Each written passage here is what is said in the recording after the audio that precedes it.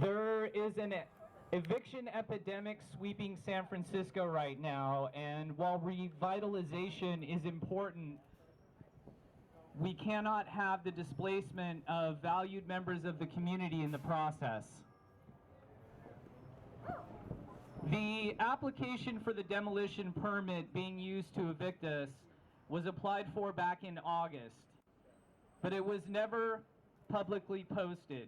Had it been posted, the statements I have from many members of the community surely would have come forward to appeal, and we have statements to prove this.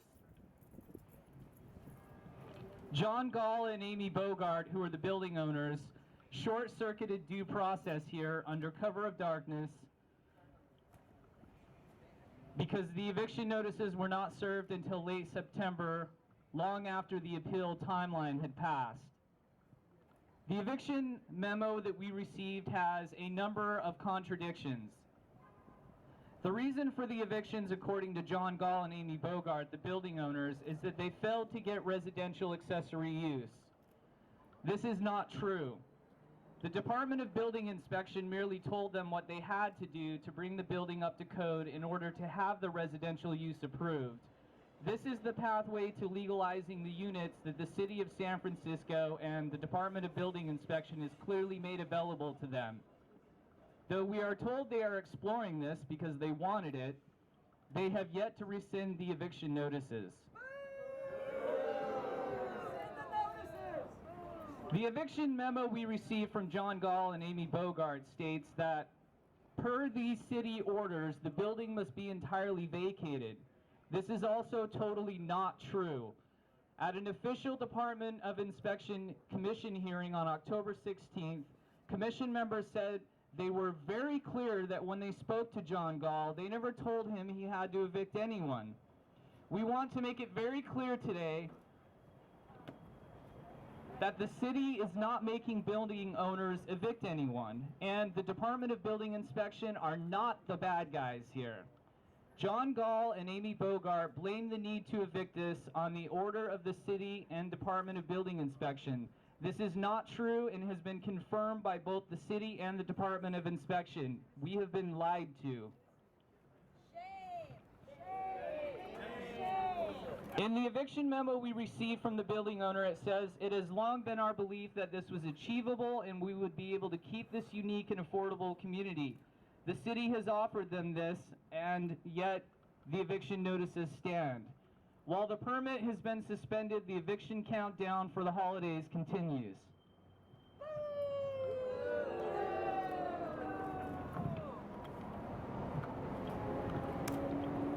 We want to thank the City of San Francisco and the Department of Building Inspection, who have been very supportive of our cause and have suspended the permit.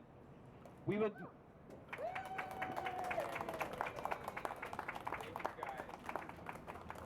would like to ask the City of San Francisco and the Department of Building Inspection, in light of these facts, to take the next step and support our affordable housing by having the permit canceled and revoked.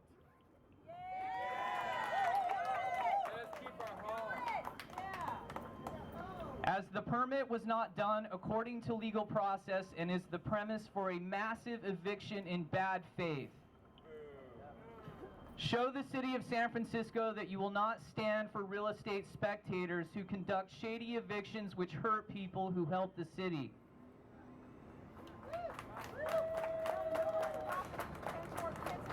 This case is a very important case because it sets a precedent for future cases, and there will be many more cases like this in San Francisco.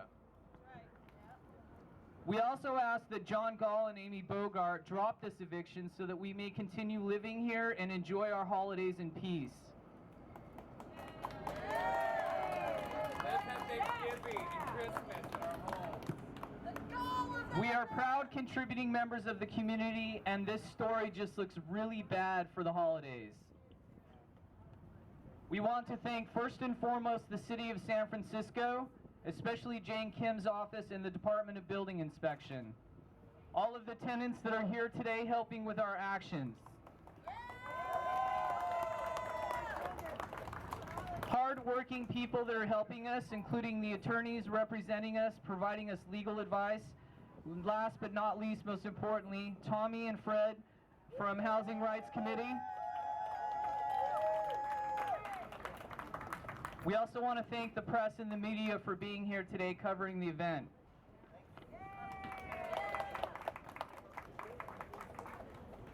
And April, who's represented from Jane Kim's office today. She has a statement as well. Supervisor Jane Kim. Good afternoon, everybody. Again, my name is April Veneracion. I work for Supervisor Kim's office, and I'm here on behalf of our office to support the tenants here at 1049 Market Street and the tenants at 1067 Market Street and all the other tenants who may be facing a similar situation. You are the tenants that make up San Francisco, and you support our community and our city by being workers, by being artists, small business owners, and we are here to support you. You have weathered Market Street. Many of you have been here for 10 plus years, and you are here, and we want to support you during this time. The supervisor has repeatedly called for the property owner to rescind the eviction notices here at 1049 Market Street, especially in light of the holidays. We're at the heels of the holidays, Thanksgiving and Christmas, and we don't want to see anybody out on the street and evicted during the holidays. Ever! Absolutely. The supervisor has been in contact with the property owner and has been encouraged by the recent conversations, but as of yet, the eviction notices have not been rescinded, and this is why we're here today to continue to support the tenants and the tenants at other buildings of commercial use that may be used as residential. The supervisor has called for the Department of Building Inspection and Planning Department to survey other buildings in the South of Market on Market Street that maybe have been used as residential units and who have tenants that want to continue to live there.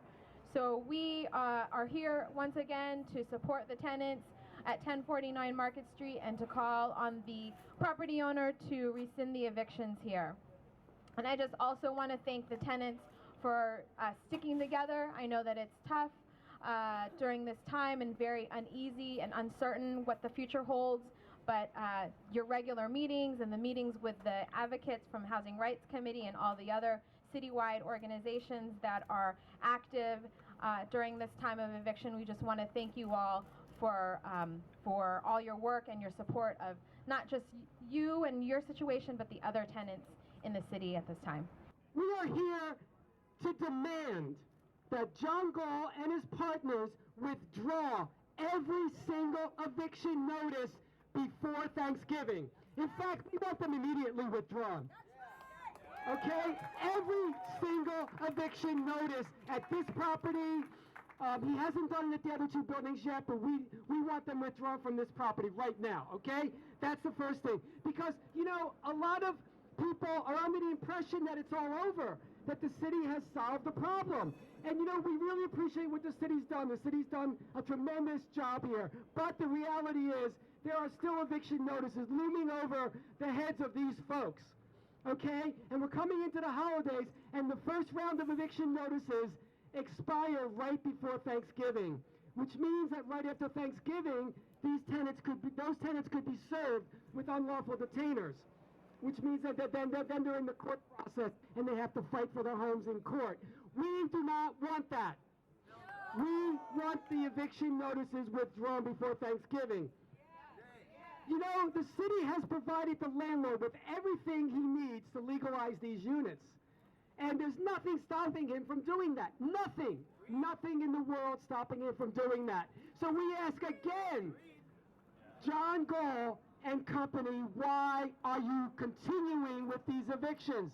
Because until you withdraw those notices, there's still evictions happening. And another thing, John Gall and Amy Bogart and all the people who are involved with the LLC that own this building, we want you to know that the tenants are not leaving.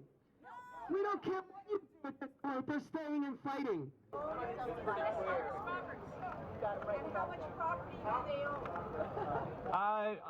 That's a really good question, because the research we've done indicates they've played a lot of shell games in terms of their holdings and how they're managing the buildings. But we do know confirmed this building here, which is 1049 Market Street, 1005 Market Street at the end of the block on the corner, as well as 1067 Market Street over here. Yeah, and the business is down here, so, and Hayes Street. So this is very important, because we expect that whatever happens here is going to happen at the other buildings. So we're stepping forward to stop this from happening in the other buildings. Yes? How many tenants are still here and how many have left? That's a really good question. There's about 84 units in the building, and we know about 20 have moved out. So the remaining ones that are here do plan on fighting. Even after the city and the Department of Building Inspection gave them a pathway to legalize the units here, their response was to issue even more eviction notices in the building. Do you have any meetings with Bob planned or any more meetings with Jane Kim planned? Yes, we meet with Jane Kim's office on a regular basis. We've not had any meetings with John Gall for the obvious reasons, but Jane Kim's office has been very supportive in acting as a liaison between the tenants and John Gall. If you guys aren't successful in fighting this, do you guys have a plan to help find housing for everyone, or is everyone just kind of doing their own thing? That's a really interesting question. We did receive a pledge of support that if things don't go well, we will be provided assistance to find other affordable housing. But based on everything that we've heard and speaking with the attorneys, it's not a very good legal case, so it's not very likely to hold up in court. So, correct. The evictions don't really.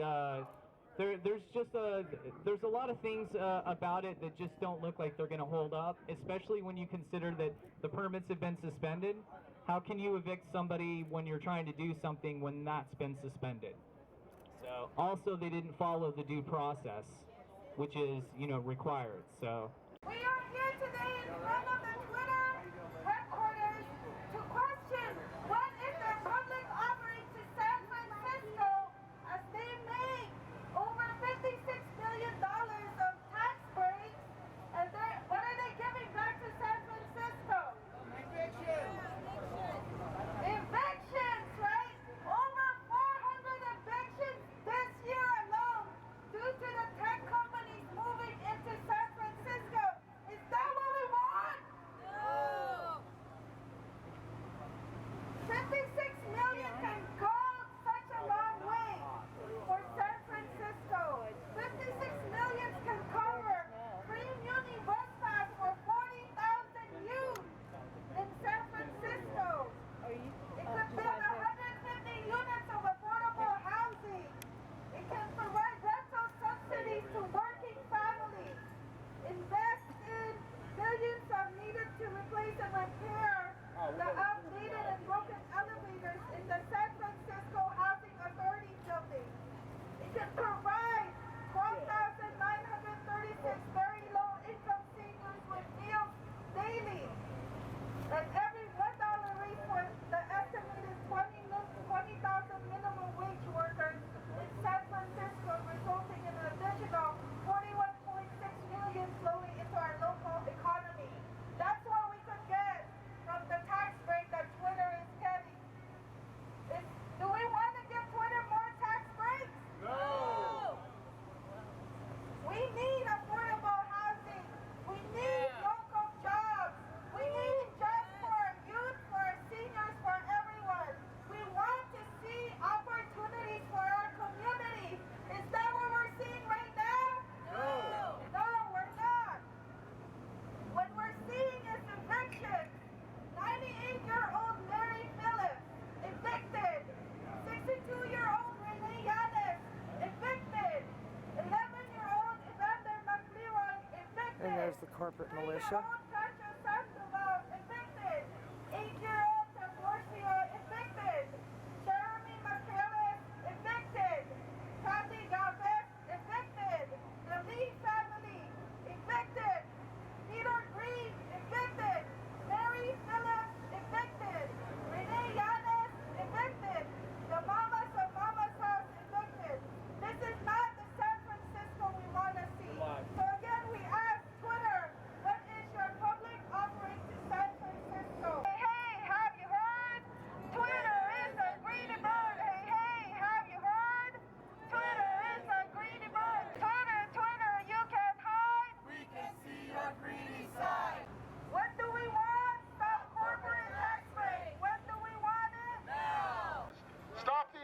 evictions now.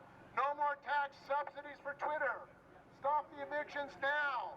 No more tax subsidies for Twitter. Public Workers for Action. The reason we're supporting this today is this is an outrage what's going on in San Francisco. You have billionaires who are celebrating today in San Francisco and around the world who are doing great as a result of this IPO. At the same time, the city, San Francisco, is giving tax subsidies worth $56 million to this company and the other billionaires. What we're saying is, why are people dying in the street? Why are people not getting health care in San Francisco? Why do people have to travel 2 or 3 hours, working people, to come to San Francisco? Is this city for the billionaires or is it for the people? The people! Is this city for the billionaires or for the people? The people! What we're saying is the mayor and the board of supervisors are kowtowing to the owners of this company. They're kowtowing to Wall Street. And what you have in this country is a great disparity of wealth.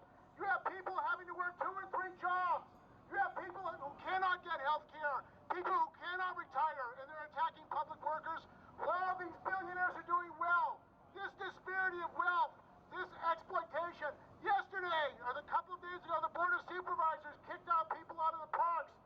Well, who are they speaking for? They're speaking for more gentrification. They're speaking for more multi-million-dollar condos. We need housing for working people. We need to halt the evictions. There needs to be an immediate halt of all evictions in San Francisco so working people can afford to live here. This has to stop, and we say enough is enough. Hands off the working people. Hands off the retirees. Hands off public workers. Stop the evictions. We need justice for the people, not more money for the billionaires. Of San Francisco, which is considered cute because it's full of poor peoples of color and indigenous peoples, and we were given a $700 rent increase, so we had to close Mama House, which is a house for poor single mamas and children. That meant that all of us mamas were houseless on the street. We could not afford to get another place in this city, and it's because they were housing tech workers who were coming in to work for Twitter, who were coming in to work for Google, who were getting on these giant Google buses, and by their very movement into this city, they are moving us out. I just want to say, anybody who works in this corporation is complicit to the removal of poor and indigenous peoples in this city. We are here to say that, you know what, there's a community that's existing. And this is the community is here saying, you know what is your public offering? What have you given to the city of San Francisco? These are people in the neighborhood saying, what is your public offering? We've seen extremely rise of rents happen. There's an epidemic of evictions all over San Francisco. And so we want to ask you, Twitter, what is your public offering? There have been countless of families, seniors, adults with disabilities that are in need of affordable housing. And we have seen the rise of rents within the year. What have you contributed to the community? Twitter pay. Stop the evictions. Make Twitter pay. Stop the evictions. Make Twitter pay. The community is out here, and we just want to say thank you for being out here. We will be back here at 12 noon. All right? Yeah! People over profit. People over profit. People over profit. People over profit. People over profit. People over profit. People over profit. People over profit.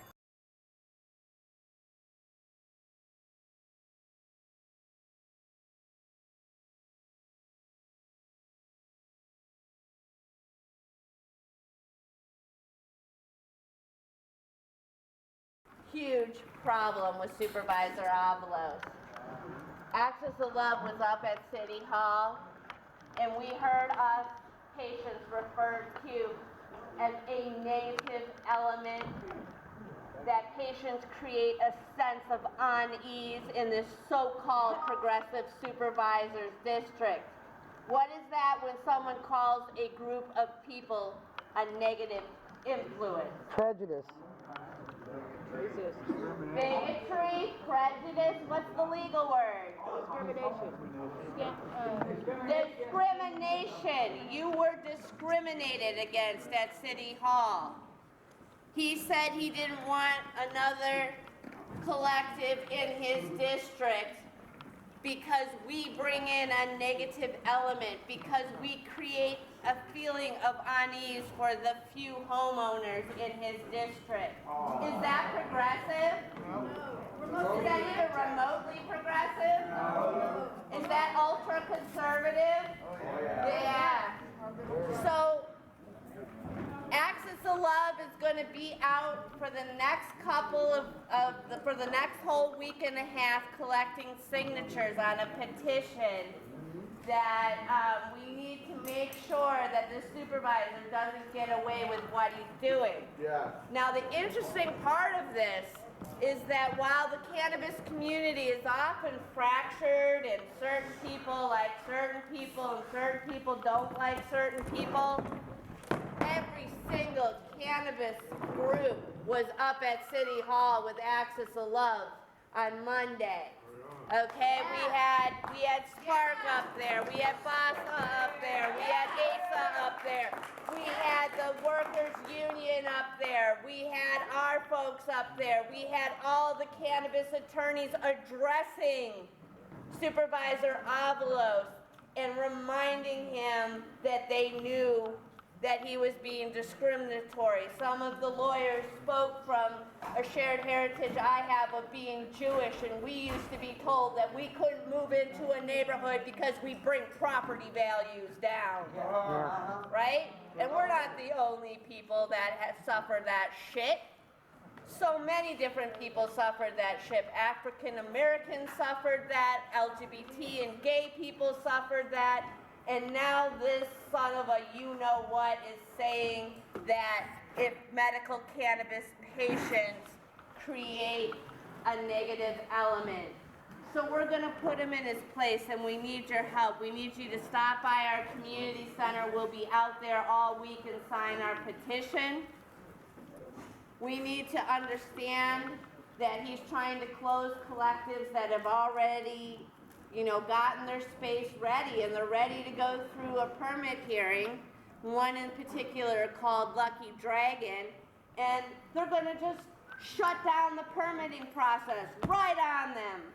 And that's not fair. We don't know these guys. We don't know if they'll be good players or bad players. They're not even getting a chance to open their door and be heard by the same rules as everybody else. And I think where we're coming from is we want everybody to go by the same rules. It's really simple, right? Same rules for everybody, and same rules for our business community. They don't need to be treated any different than the coffee shop or the deli.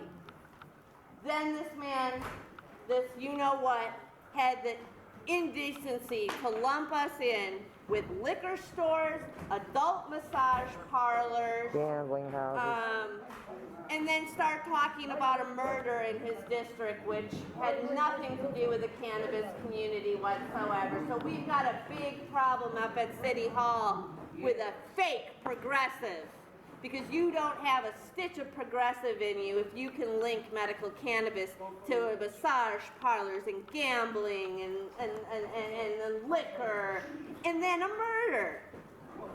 There was a murder in his district the other week. Broad daylight, did not have anything to do with anybody from our community.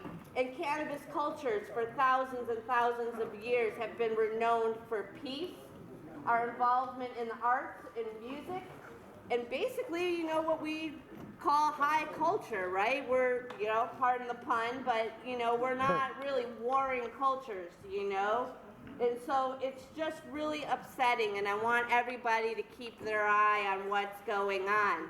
Now, this item's going to be voted on November 5th. We can't do public comment because public comment was closed on Monday. But fear not, Access of Love got up there and gave them a piece of our mind along with every other patient org in the city. But we need to fill that board chamber on November 5th. We need to let this man know. And you know what his motive is, right? He's termed out. He wants to run for mayor. Oh my God, is it on? No way are we gonna let this man be mayor, and we have to all be together on November 5th. So I hope that you'll join me for that. 2 o'clock, main chambers. Room 250. John Avalos, Supervisor Avalos. Room 250, City Hall. City Hall, room 250, November 5th. And get the word out there. This man's trying to say that he's the people's, he's a man of the people. And I'm sorry, but the people have spoken loud and clear in this city that we support medical cannabis, right? Yeah. So how can you be a people's mayor when you're not supportive of patients? You just can't. Absolutely. You just can't, right? Right. So I just had to let everybody know what's happening to us up on City Hall. And I want to remind people that yes, we'll have a beautiful Thanksgiving in November right here. And we will have a wonderful holiday winter solstice dinner for December.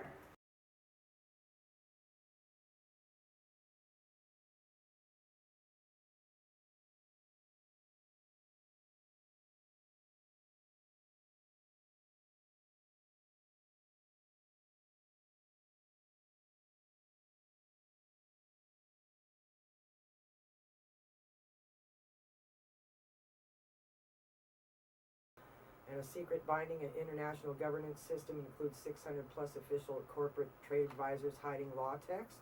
So that means a Trans-Pacific Partnership is it's no gusto. If they have to hide it from us, it's not going to be good. We won't like it, trust me.